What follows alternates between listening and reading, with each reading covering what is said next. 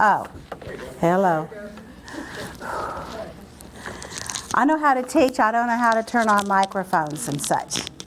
How is everybody tonight? Good? Hot? Yeah. We are going to finish last week's lesson about Greece, and then tonight we're going to study about the ancient Roman Empire, and I just gave you a handout about it. And someday I'm going to write a book about the Persian kings who made decrees for about 200 or 300 years impacting the Jews, and it's very, very interesting study. And so we're looking tonight also at the Roman Empire and how they impacted the Jews. I have a book that everybody ought to have. It's called Josephus, His Complete Works. Have any of you read Josephus? I bet you have, haven't you? Yes. You read this when you can't sleep at night, and this will just help you go right to sleep. But it is a wonderful it's a wonderful history book written by a man named Josephus, who was a Jew when Jerusalem and Judea were destroyed by the Roman Empire in AD 70.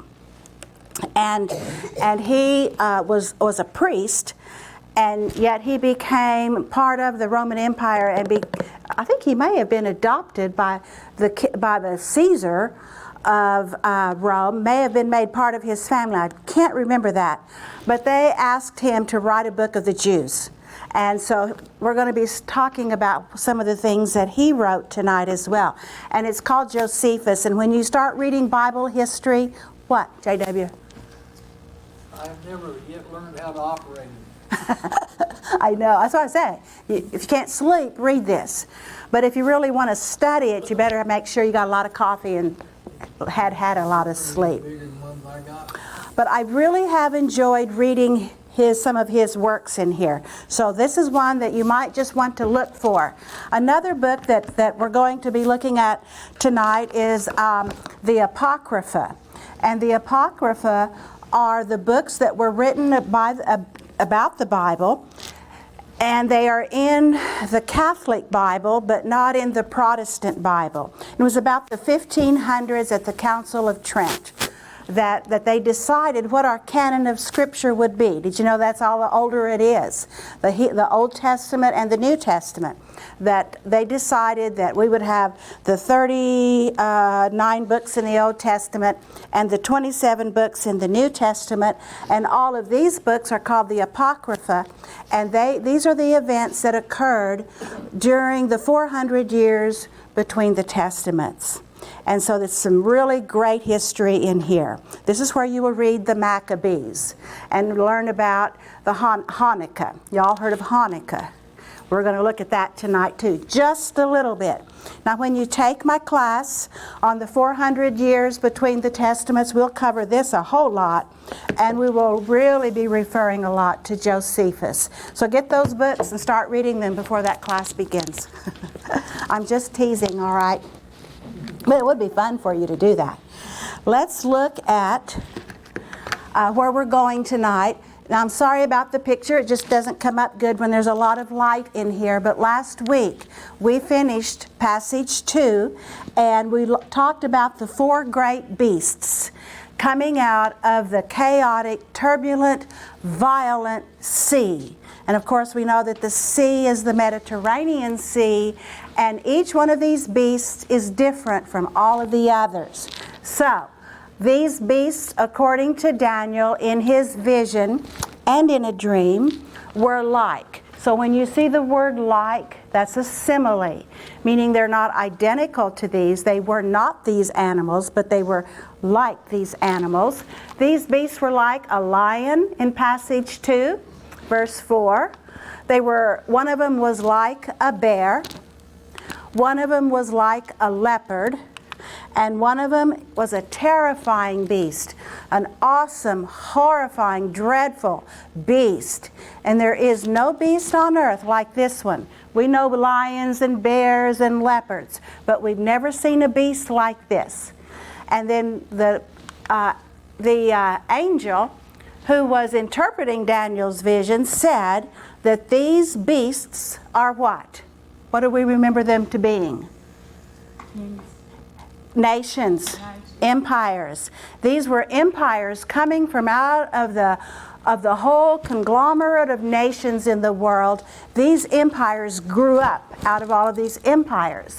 So Daniel said, I was troubled. Now if you want to look at passage 2, verse 15, go right ahead and read that with me. Passage 2, verse 15. Daniel sees these beasts coming out of the sea. And he said, I was troubled in spirit, and the visions that passed through my mind disturbed me. Now remember, when in the books of the prophecies, when a prophet has a vision, he is what? Awake. It's like a TV show going by. If he has a dream, he is asleep. So here Daniel was troubled about these visions of these terrifying beasts coming out of the sea. And he approached one of those standing there and asked him the meaning of all this. And that's the only time he mentions one of those standing there. So we just can assume that these were interpreting angels. He approached one of those interpreting angels. Why can we say that? It's because in the rest of his dreams he had interpreting angels that would help him understand his dreams and visions. And he told me and gave me the interpretation of these things. Verse 17.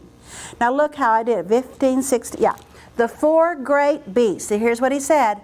The beasts are 4 kings or kingdoms that will rule, that will rise from the earth.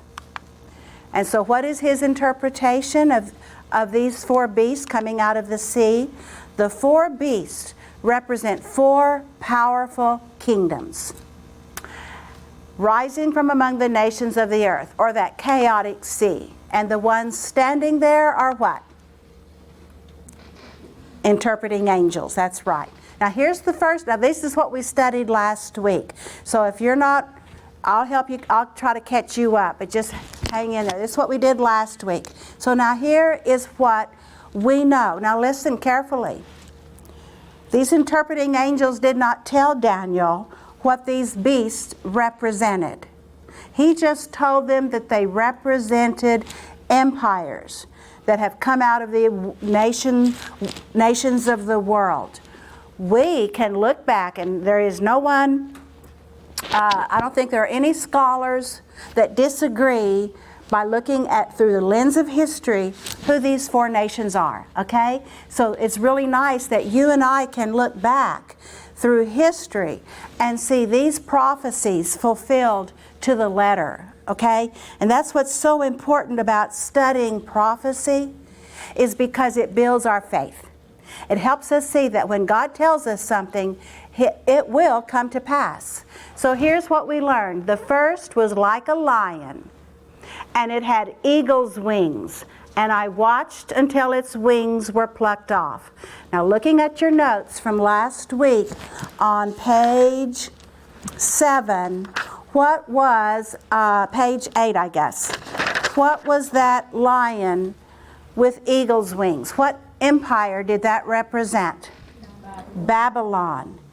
And Babylon was always represented by a lion. And a lion is the king of the beasts, isn't it? And an eagle is generally determined as the king of the birds. So here we have a lion with eagle's wings, demonstrating great power, the most powerful empire ever known up to the time of Babylon. But its wings were plucked off. And we said that was probably a reference to when Nebuchadnezzar the king went insane. And so you can read that in chapter 4 of Daniel. You need to really read that if you didn't. It's when he went insane and he lost his power. The wings were plucked off, okay? And so then he got his, we see in the rest of the vision that the wings were restored. He began to stand up like a man, and he regained his power. And he did. He became sane again. So that we know that that was Nebuchadnezzar, the king of Babylon. All righty? Now, the bear, and I'm going through this really fast because we did it last week. So if you need my help, let me know. The bear, suddenly another beast, a second, was like a bear. It came out of the sea as well.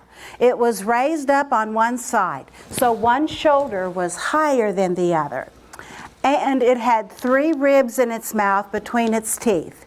And the verse goes on to say, and the bear was told to eat its fill of flesh. That's kind of bad, isn't it?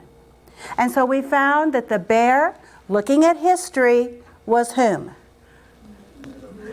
The Medes and the Persians, eventually becoming Persia. And the reason that one shoulder was higher than the other was because Persia became the stronger of the 2 nations of the Medes and the Persians.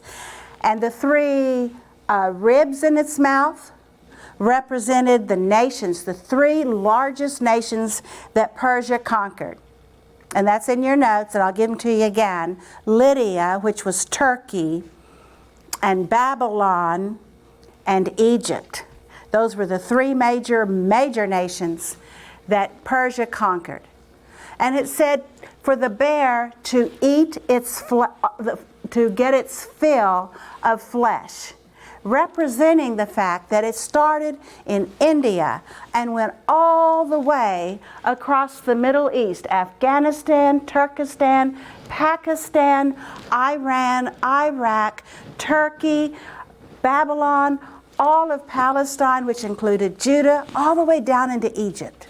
Conquered all of those lands. It ate its fill of flesh. So we know in history that's exactly what happened. But now we're going to look at Daniel chapter 7, verse 6. A beast like a leopard. Now what can you tell me about a leopard? Very, very fast. It's probably one of the fastest. It would be faster than a lion even. Very fast. Not faster than a lion? Cheetah. Okay. Okay. Good. All righty. Now, here we go. It's a beast like a leopard. It's fast though, wasn't it? Okay.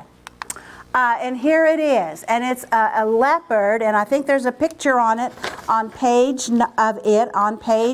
9. A leopard. And how many heads does it have? 4 heads.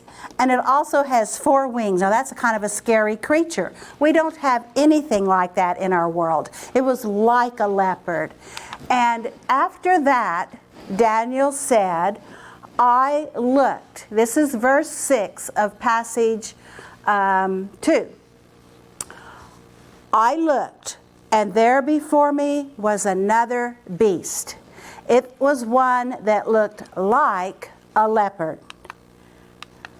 On its back, it had 4 wings like those of a bird. So if you have a leopard and it has wings on it, that would mean it can go even faster than a natural leopard, couldn't it? This beast had 4 heads. And it was given authority to rule. And who would give this leopard, because we know that it represents a king and his empire, who would give this king the authority to rule an empire? It says he was given authority to rule. Who gave him that? God did. And we read that all through Daniel. God raises them up. God deposes kings. And so this beast had 4 heads, and it was given authority to rule. So it's a beast like a leopard with 4 wings of a bird, 4 heads, represented the kingdom of, anybody know? Who would be the king? Alexander the Great of what? Greece. We know that Greece is the one who conquered the Persian Empire in about 330 BC. The Persian Empire lasted about 200 years. It ruled Judah all the way from the time they left Babylon from exile until all the way through the rebuilding of the temple in Ezra, the rebuilding of Jerusalem in Nehemiah, through the prophets of Haggai, Zechariah, and Malachi. That was all the Persian Empire. And in 330 BC, Alexander the Great came in and defeated Persia.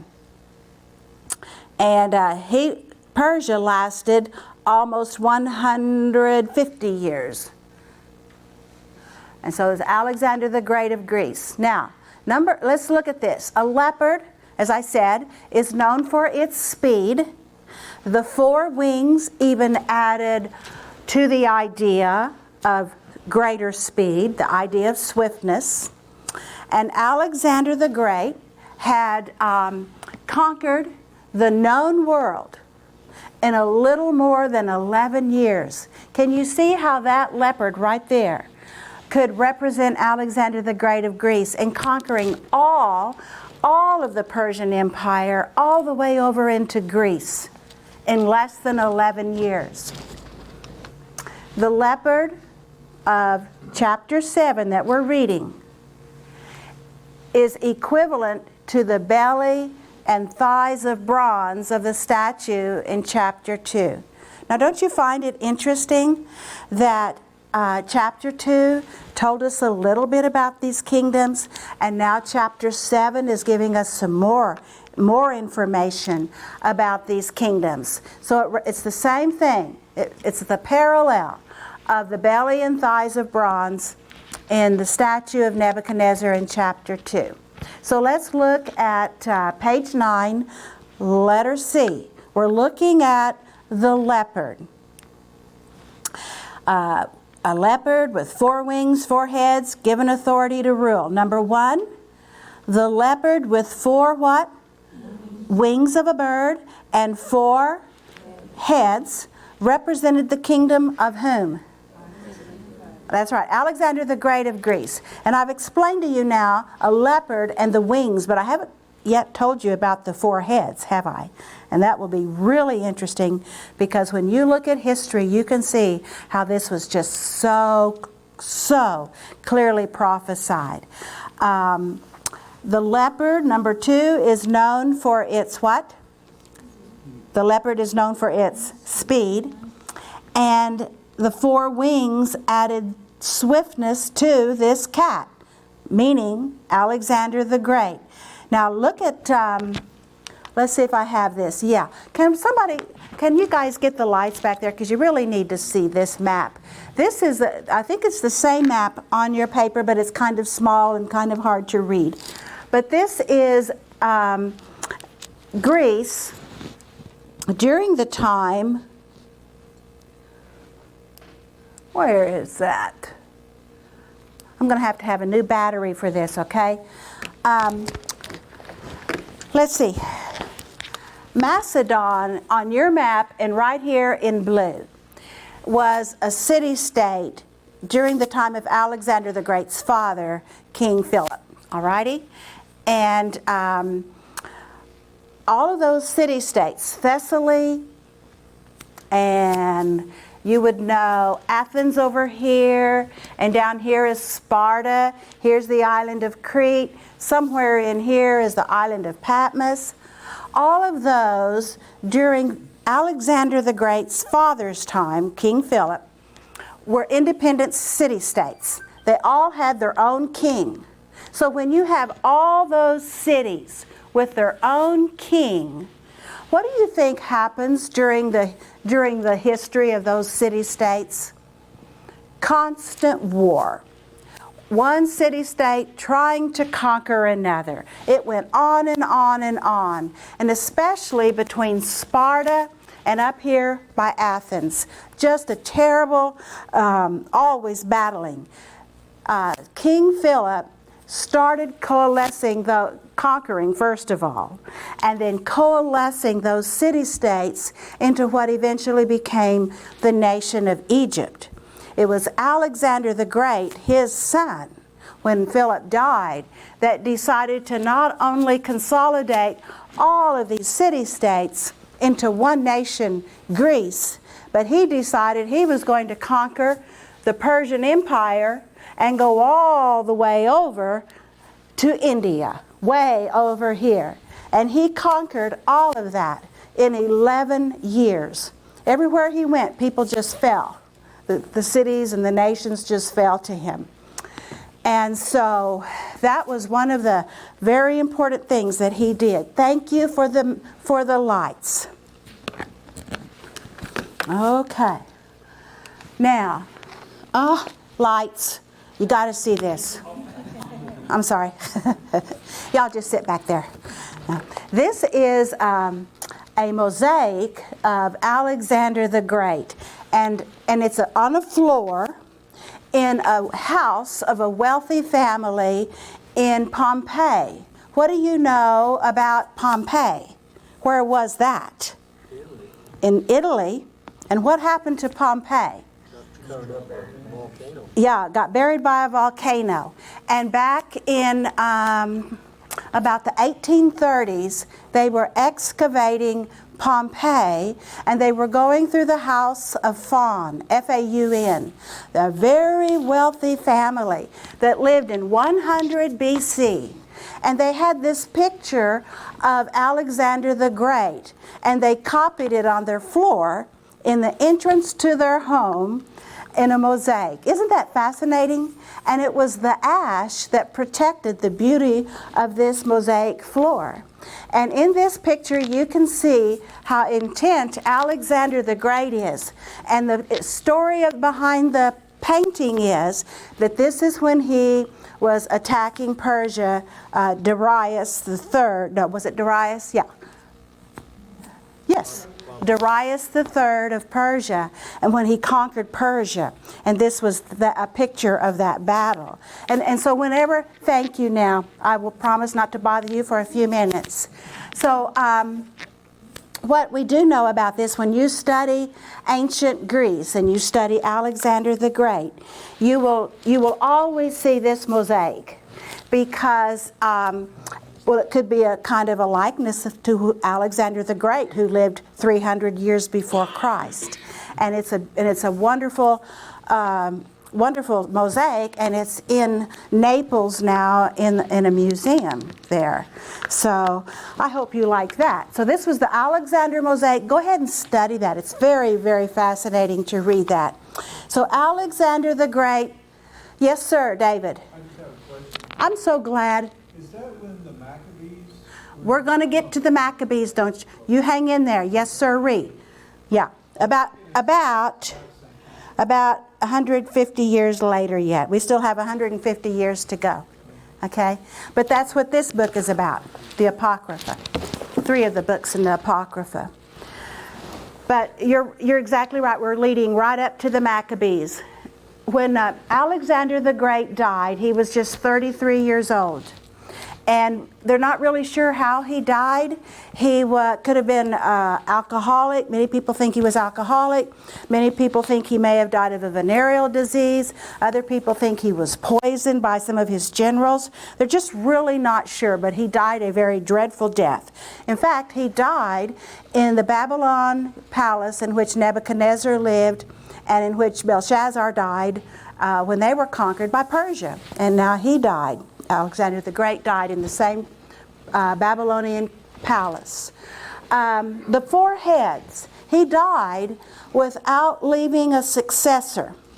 And so these 4 heads represent the division of Alexander the Great's empire among 4 of his generals. Now, isn't it fascinating that Daniel could give this vision of Greece with 4 wings, a leopard with 4 wings and 4 heads, all representing Greece? Isn't that fascinating?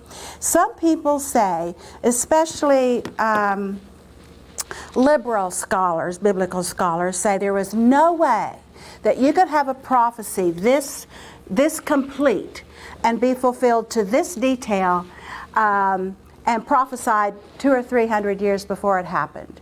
Well, personally, I believe God can just about do anything He wants to. And so I kind of like the idea that Daniel lived when he said he did. Yes, sir. How many years before was Cyrus prophesied before that? Cyrus was prophesied 150 years before he was born. And you know what? I didn't really cover this like I told you I was going to because I just don't have time. I'm going to do Cyrus in my 400 years. It's a wonderful study. Yeah. But Cyrus, 150 years before he was born.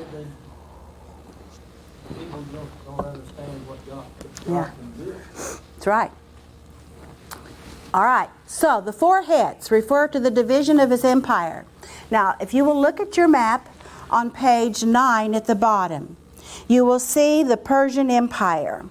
And you will see that part of it is yellow, Egypt is green, Lydia and Turkey are purple, and then Greece is kind of a red-pink, all right? Those are the four generals. Seleucus was in the yellow. He got the major part of the empire. And if you would, put by Seleucus in parentheses Syria, S-Y-R-I-A. That area was mainly called Syria, even though it's much bigger than the actual Syria. And I think that's because the Seleucus was from Syria. Ptolemy, General Ptolemy, took Egypt, Ptolemy. That's in your map. And so we will see that this is the first time that the Pharaohs of Egypt, listen carefully, are no longer Egyptian.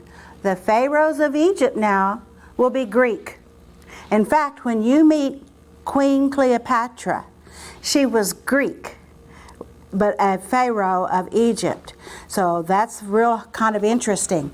Cassander took, here we go. Ptolemy took Egypt, and it was called the Ptolemaic Empire. General Seleucus of Syria, Iraq, and Iran. His empire will be called the Seleucid Empire. General Lysimachus of Turkey. Lysimachus. And then General Cassander of Greece. I think Cassander named his daughter, I don't remember. I just forget I said that, but okay, because I can't remember what he named his daughter, but it had to do something with Greek history. Now, here's what's important. General Cassander and General Lysimachus really didn't have any impact on the nation of Judah, the little nation of Judah, on the Jews. And the whole Bible is giving us the history of Israel and of the Jews because it's God's plan for man's salvation, right?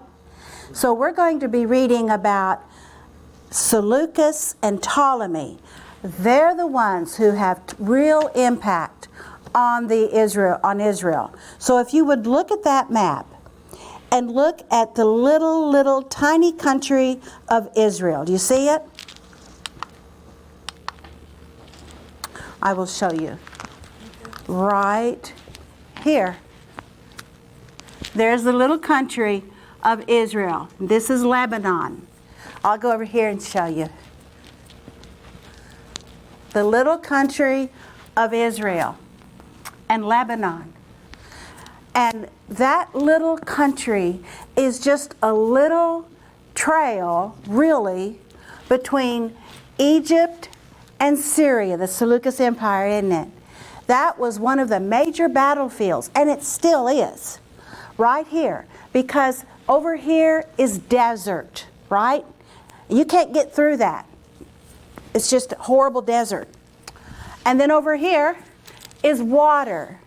So this was a major trade route from Egypt to the Orient and to Turkey and on over into Europe, wasn't it? A major trade route.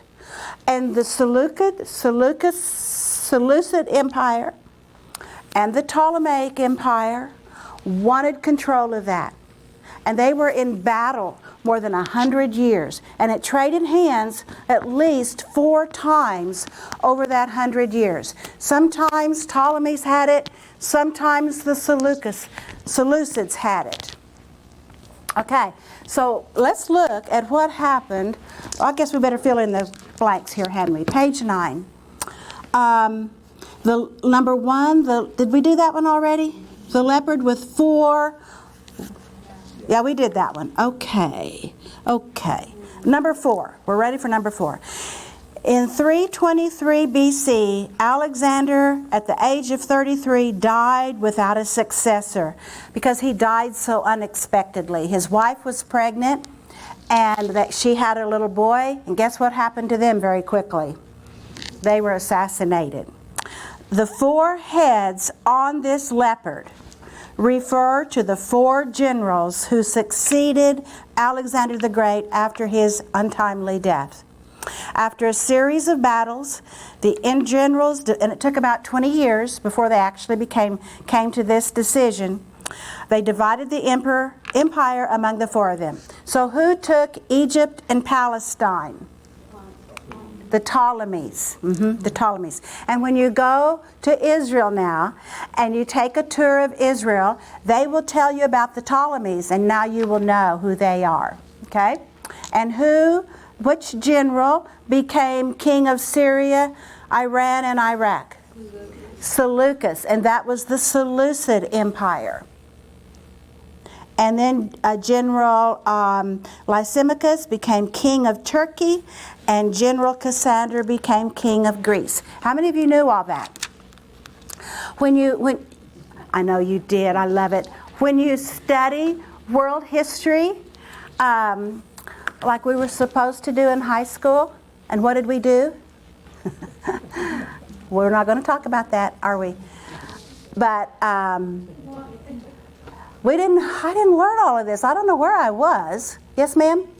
What empire was that? Egypt and Palestine? The Ptolemaic Empire. PTO, down here in Egypt, Ptolemaic. Ptolemaic. I got it somewhere in there.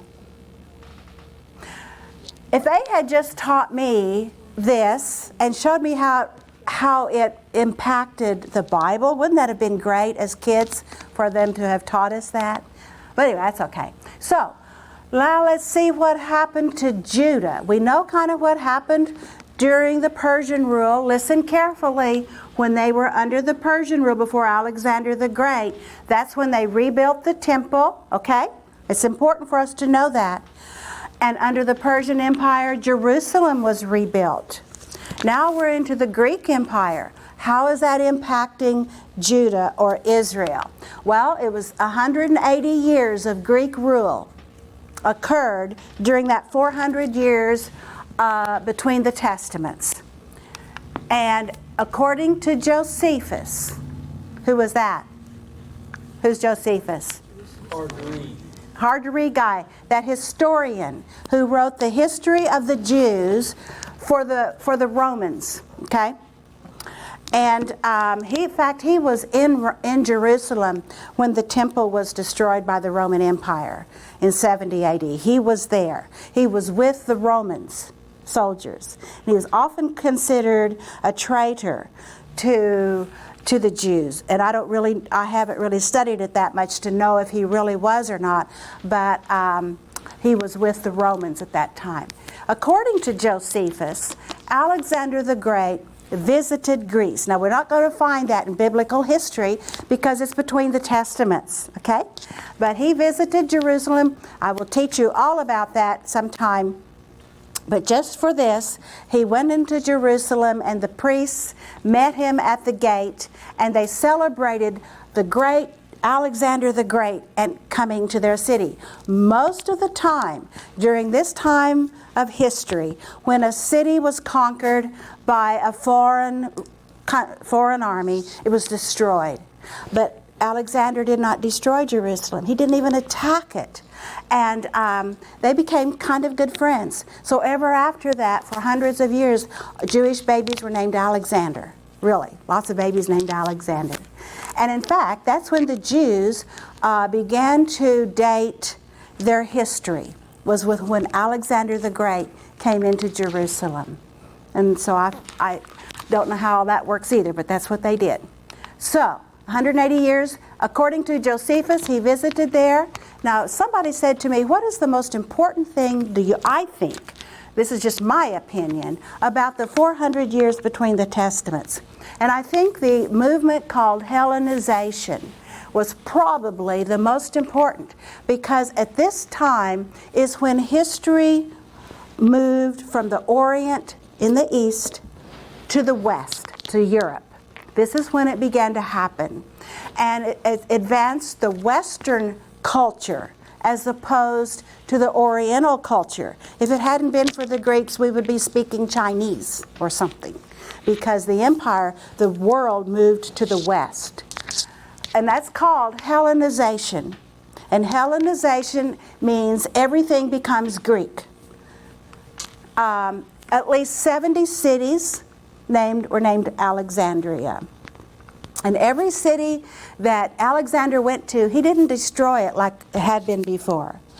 But he left many of his military men there, and they intermarried with the women whom they had conquered and had children. And so then those cities became Greek, and they began speaking Greek. And that is how he began to conquer this huge empire, by making it Greek.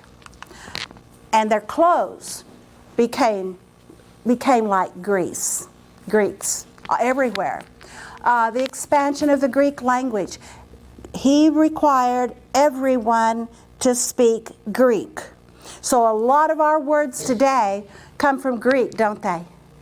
And Greek religion. He demanded that everyone begin to worship the Greek gods. Now, how do you think the Jews related to that? That very well. They were the ones who began to exercise a democratic form of government. Now, you and I wouldn't call it very democratic, because it was only a few people that had it, the landowners and men only, and not slave men and not women. And you had to own land and you had to be wealthy. But at least it was the beginning of a democratic form of government. Gymnastics came into being there. And the Jews really hated that, because they ran and did all their exercises in the nude. And the Jews didn't find that appealing. It was the Olympics that the Greeks did. They have a mountain there called Mount Olympia. And on Mount Olympia is where they have the 12 main Greek gods.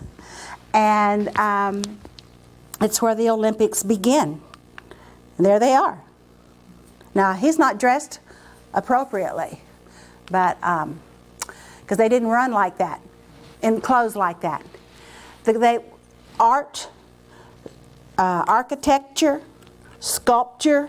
In fact, I think it was the Greeks who began, now I may be confused and I shouldn't say things but I don't know, but it's either the Greeks or the Romans started putting the eyeballs in their sculptures that made it look like they had eyes. Otherwise they just looked blind. Maybe it was the Romans that did that.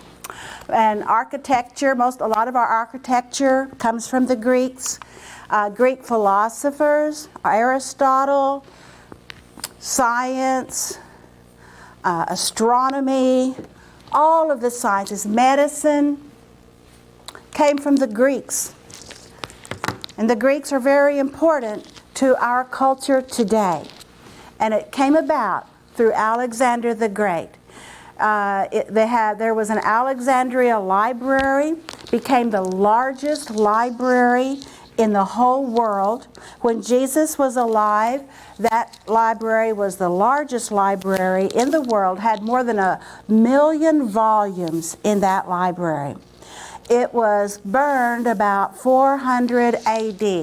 We're not really sure what happened to it. Some people say the Christians burned it. Some people say the Muslims burned it. We don't really know. But at that time, when that library was destroyed, all knowledge of the world at that time was gone. And that's what began the Dark Ages. For 1,000 years, the world lived in darkness because all of that knowledge that they had gained was destroyed. And What's scary about the riots today with all of our what's scary about what? So that's what's scary about today with all of our statutes and Yeah, history. we're destroying history, aren't we? We really need to pray for our country and our world. During this time of the Greeks, we meet the Pharisees for the first time. We meet the Sadducees. And the Pharisees hated the Greeks, and the Sadducees kind of liked them. And so that's what caused all of that dissension in the New Testament between the Pharisees and the Sadducees was the Greeks, the Greek culture. And we'll get into that someday too. The Jewish Sanhedrin came into being about this time. That is the Jewish Supreme Court that we read about in the New Testament. All this happened. And so let's look at page 10. Isn't that fun to study all of that? Let's look at that. Page 10, number 5. Greek rule occurred during the 400 years between what and what? The Old and the New Testaments. In fact, that's when the Colosseum was built. And we're going to read some more about that. Josephus recorded the visit of whom? Alexander the Great to Jerusalem. And the advancement of Greek culture, that's the requirement of learning Greek, the language, the Greek gods, their culture. What was that called? Hellenization. That's right. And I think that's a very important word to know. And you can write all that down, what you found interesting, all of this. It's when the Olympics came into being. It was during the Greek rule that we meet the Pharisees, the Sadducees, and the Jewish Sanhedrin. Now, another very important event during this time was with the Ptolemies of Egypt, all right? The Ptolemies were the ones who gained control of Egypt and Palestine, which included Judah. Is that everybody with me on that?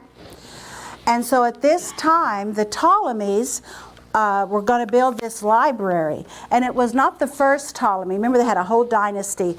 But it was Ptolemy the second, I think. And he loved books. And he's the one who built the library.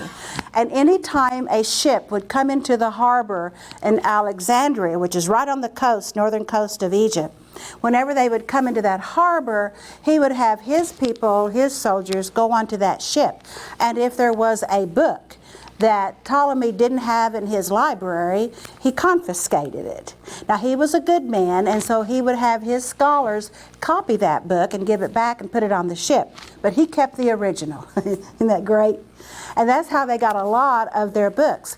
Well, he heard about the Jewish law up there in Judah, okay? And he'd heard about the Torah. And so he sent his people up to Palestine and to Judah and asked their scribes about their law. And that's okay. And he brought those scholars, those Jewish scholars, into Egypt. And he said, I want you to translate your Hebrew Bible, or your Hebrew scriptures, is what he would have said, into Greek. And so there were 70 of them, 70 scholars, Jewish scholars. And they translated probably just the Torah, which were the 5 books. But eventually they got the whole Old Testament translated into Greek. It was 70 scholars and did it in 70 days. And he treated them royally. They ate at golden tables and lived in great places while they were there in Egypt. And so he had, it was Ptolemy II, had the Hebrew Bible translated into Greek. And it's called the Septuagint. Now I'm telling you, when you start reading Bible history, you will read about the Septuagint all the time. That's a Greek word. Septuagint is a Greek word meaning 70, for the 70 scholars of 70 days.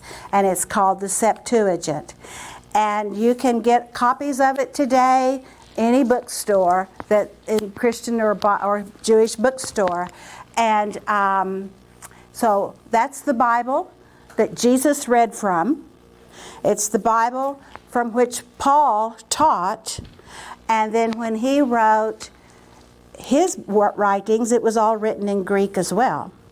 So that's the Septuagint. It's real important to remember that one. Queen Cleopatra. This, I'm just telling you some really short, quick things. She was a Greek pharaoh of Egypt, and her Roman lover, Mark Antony. Remember them? And she was the one who was treasonous against Egypt and made some kind of an agreement with the Roman soldier Mark Antony, and at that point in time, Greek fell to the Romans under Cleopatra. Wasn't nice. And there she is. Really fun reading when you start studying her. So, for the next 100 years, Israel, right here, was always being fought over between Ptolemy and Seleucus, or their dynasties, between those two people, those two countries, because they wanted control of that trade route. That's the main reason. So let's look at, let's see. Yeah, let's finish up on page 10, letter E. Are you there? Page 10 by the Septuagint. Ptolemy the second. I don't know why I wrote Ptolemy the first, but make that the second. Had the Hebrew Bible translated into what? Greek. And it is called the Septuagint because it was 72 scholars, because there are 12 tribes of Israel, and he brought in 6 scholars from each tribe, which makes 72. But they just narrow it down to 70. So it's 70 scholars in 70 days that translated the Bible. It was the same one from which Jesus and Paul studied and read. And then we read about Cleopatra. All righty. Now this is... David, now we're going to learn about Hanukkah, okay? Because, is everybody okay? Because this is a lot of learning, isn't it? You okay? Okay. Because I love this stuff. In 198 BC, so that's 200 years before Christ, the Seleucids, now look at your map so you don't forget where the Seleucids are. That's that big country. And they gained control of Palestine and Judah. And I'm not going to tell you how that happened, but it's great stories. And so they gained control. We're going to meet, there were a lot of Seleucids before Antiochus IV. But they were ruling when the Egyptians were in control of Judah. Now we're going to read about when the Seleucids are in control of Judah and Palestine. And Antiochus IV Epiphanes was the man that we can say was the picture of the first Antichrist. So when you want a picture of what Antichrist will be like in the future, you will study Antiochus IV Epiphanes. He called himself Antiochus the Great, and he added Epiphanes on his name, meaning that he was he was God manifest. He was, when you look at him, you saw God. That sounds like an Antichrist right there, doesn't it? J.W.? Josephus said that he was Antiochus, God of Epiphanes. God of Epiphanes, meaning... Well, he would just, that was his nickname. Yeah, this... Josephus said Antiochus, God of Epiphanies. Okay, yeah, and you know where we get the Greek word epiphany? When you've had an epiphany, you've had a great vision, a great idea from God. And so that's what he is calling himself. He was the king of Syria, of the Seleucid dynasty. His enemies called him Antiochus Epiphanes. But they only did it in secret because that means the madman. And he was.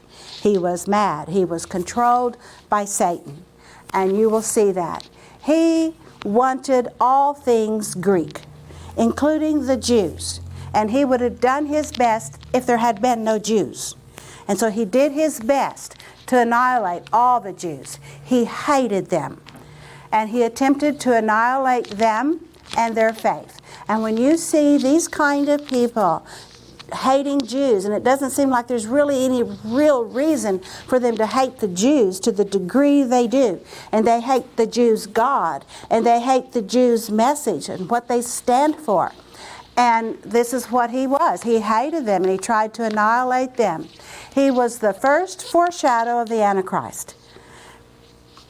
And he was the one, when you read in Daniel, you read about the desolation that causes abomination, or the desolation of abomination. You've all read that in Daniel. And Antiochus was the first one to do this. And Jesus said, you need to watch to the Jews, because when the same thing happened in the book of Daniel, the desolation that caused abomination, then you will know that the end is near. Does anybody know what the desolation that caused abomination was? What, Jason? Sacrificed a pig in the temple of God on the mountain. He sacrificed a pig in the temple of the Jews.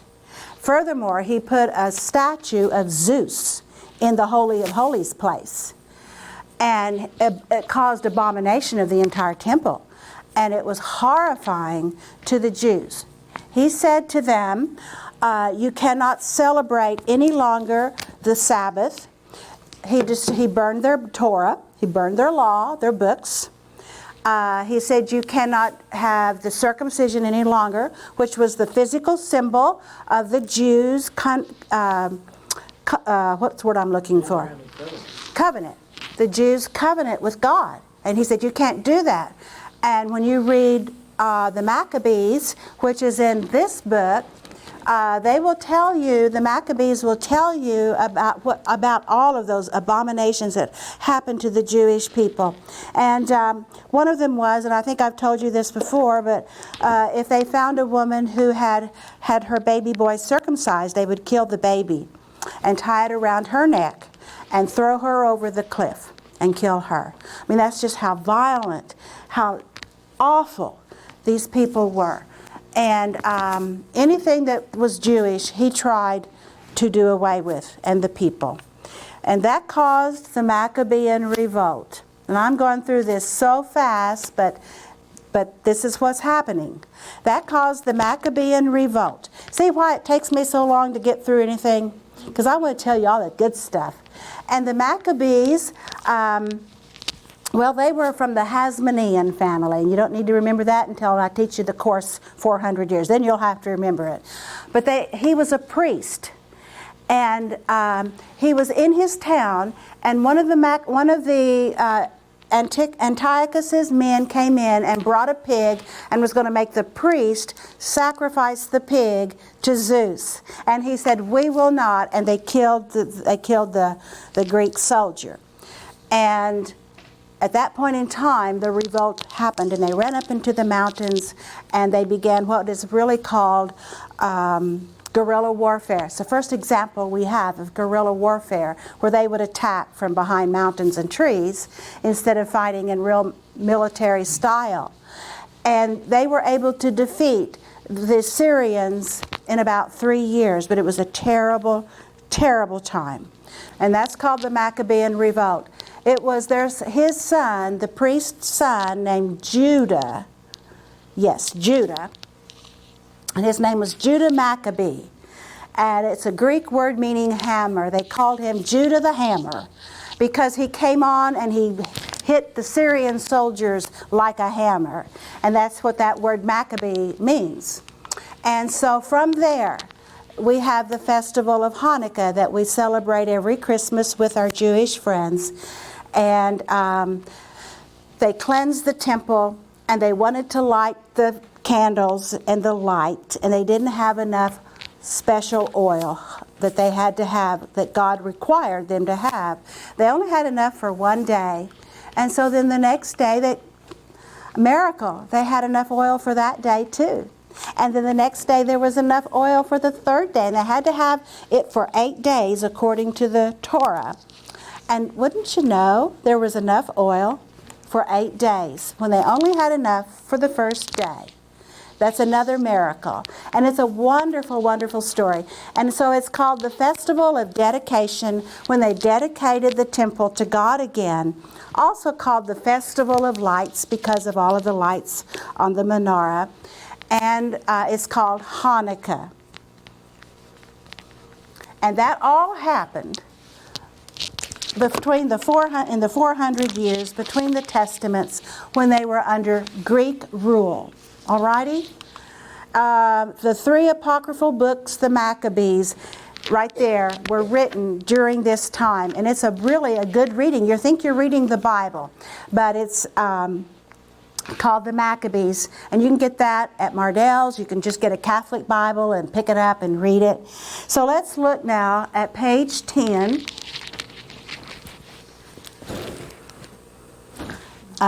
Page 10, number 6.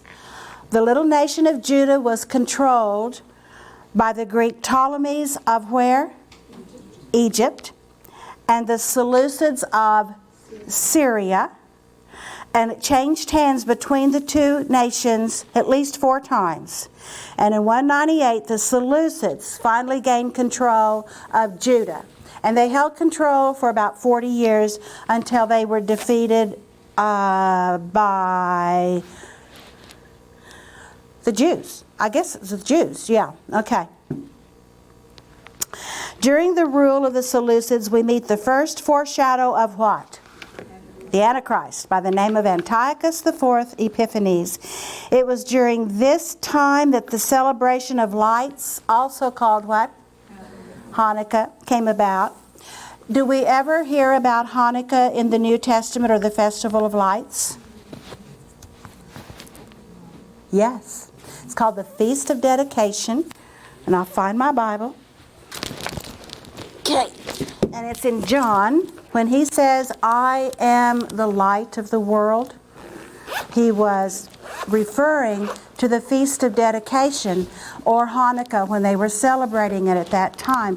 I remember when I found that, I was so excited. Let me see if I can find it. John, it's right here in my book. Let's see. There he says, I'm the living bread. Aha. John 7. Verse 37, on the last and greatest day of the feast, and I think it's on, that's the Feast of Tabernacles. Okay, where's the Feast of Lights? It's not January, it's not John. I should have looked this up, and I apologize. It's in there. When he says, I am the light. Where did he say that, everybody? Help me find it. I'll find it for you for next week. Okay, but it's in the book of John. Y'all looking?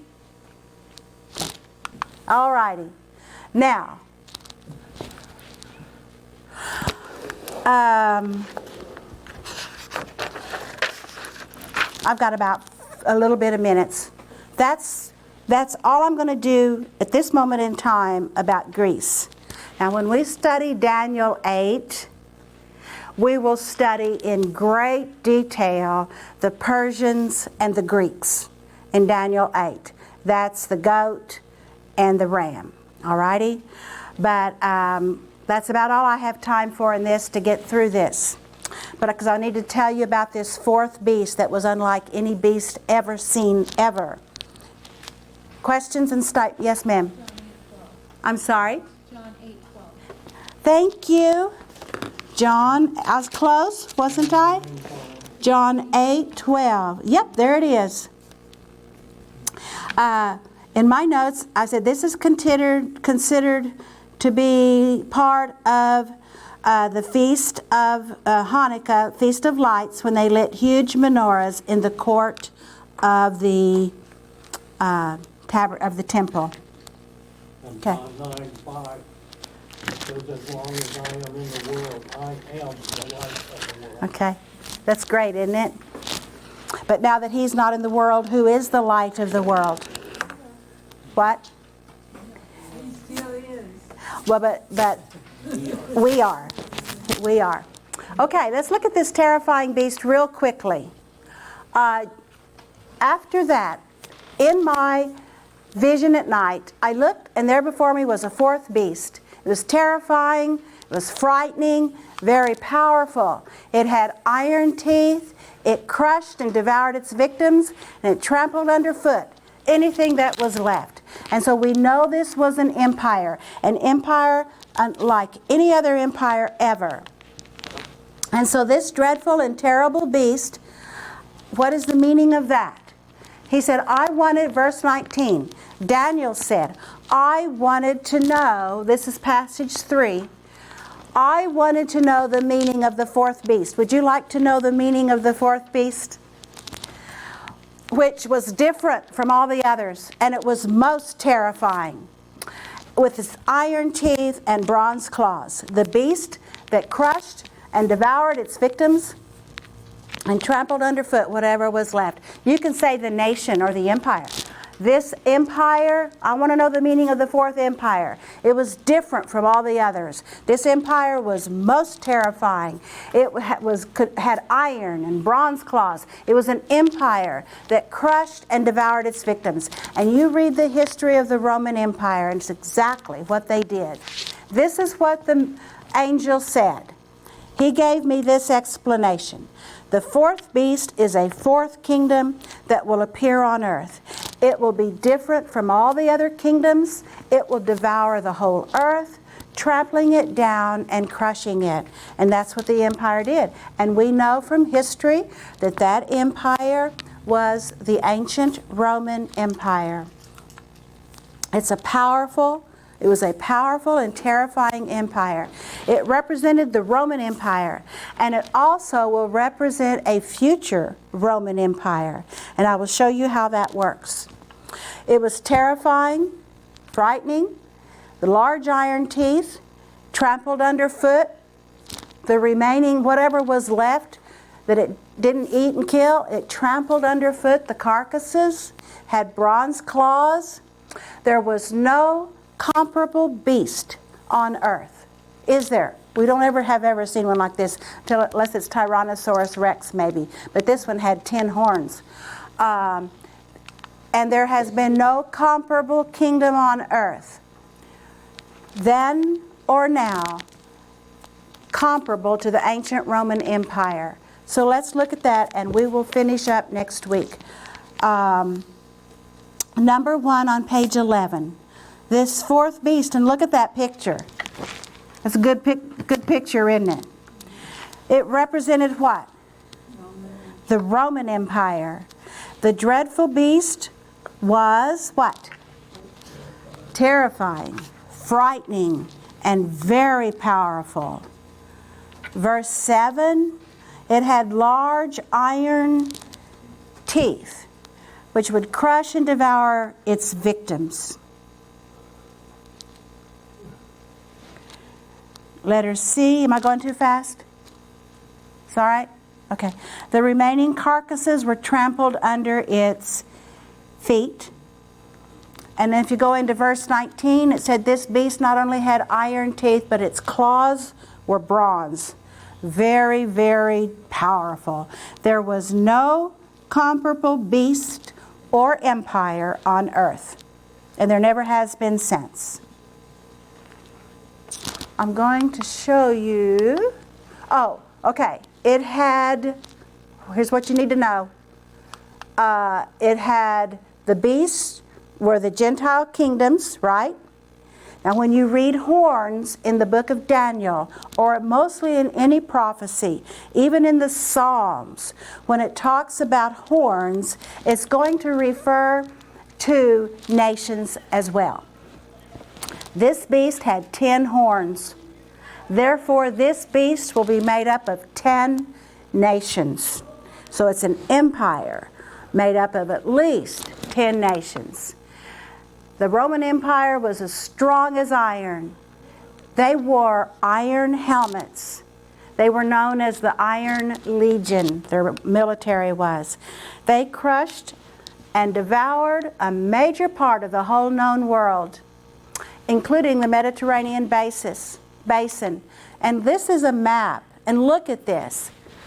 It's a fascinating map to me because the whole Mediterranean basin, northern Africa, all the way over here to Egypt and into Saudi Arabia, up over here into what was Babylon and Assyria, and all the way through the northern part of the sea, Turkey, Greece, Italy, Germany, France, Spain, and way up there, Britannia, England. It controlled all of that. My husband took me to London a few years ago. Thank you, sweetheart. And we were in London, and we saw walls made by the Romans. They're still there. They used them for walls in in London. I mean, they were just everywhere. Yes, sir. We spent 16 months in Switzerland studying French, and In Switzerland? Yeah. there's canals going from one city to another, one lake to another was built by the Romans. And they have Roman architecture Yeah. all over Switzerland. That's right. Roman roads, they're everywhere. That's I forgot how many millions and millions, 26 million square miles, I think I read somewhere, that they controlled. And let's see. We're going to just stop right there. Is everybody out of class now, Lyndon, except me? Okay. All right. I have given you an article about the Roman Empire because during the time of Jesus and during the entire time of the New Testament, it was controlled by Rome. And then they conquered Jerusalem in 70 AD. And I want you to read this article because it will really, really make it interesting, because the Colosseum was built by the Jews and by their wealth. What they have is the Arch of Titus. And when my husband took me there too, and I said, I want to see the Arch of Titus, because and I'm going to show you, that's this picture here on your second page. Inside that arch is a frieze of the triumphal march of the Romans conquering Jerusalem. And they're carrying out the menorah and the trumpets and the table that they kept their bread on in the temple. And this is the only picture that they had of the menorah for 2,000 years, from 70 AD until just about 100 years ago, when excavations in Israel, that they actually saw other pictures of the menorah. The only picture we had for 2,000 years of the menorah was kept in Italy on that arch. And I think it is so fascinating how God has protected so much of His Word that they kept it right there, protected by the most powerful empire, and now we can actually see that the menorah, that's what it was back then. And so be sure and read that. And you will see that this is put out. This article was done. It's in blue. See, it says Arch of Titus.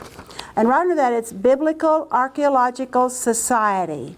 If you will Google that, Biblical Archaeological Society, you can just get right on their website, and they'll send you good archaeology stuff every day, and you'll never get it all read. So be sure and do that if you want to. That's where I got this. So we will finish some more next week. Any statements or questions? JW? I think it's interesting that the Romans built roads all over that part of the country. And that made it easier for the spread of the gospel. Yes, it did. Of course, then the Greeks gave the language, but Yeah. the Romans built those roads. The Romans built the roads, and they kept the world in peace. Yeah. There was no wars. Right. Paul and his guys. Any other?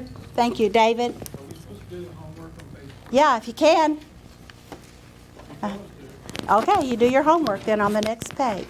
Won't be hard because we've done it all now. Let's pray. Thank you, Father, for everyone here tonight, anxious and excited about studying your word. Thank you that you have protected all of the archaeology and all of the things that are being found now that just corroborate your word. And Lord, we thank you that you protected the Arch of Titus so that we could see what it was like in 70 AD. Lord, I pray for everybody in here. I pray for health of all of us.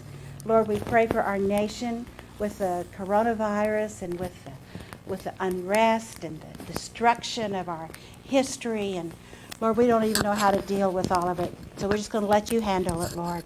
And we thank you for that. I thank you for your word. We thank you that it is trustworthy. And all of the things that you told us will happen, has happened, or will happen. Oh, how we appreciate that. And it's in the name of Jesus we pray. Amen. Thank you for letting me be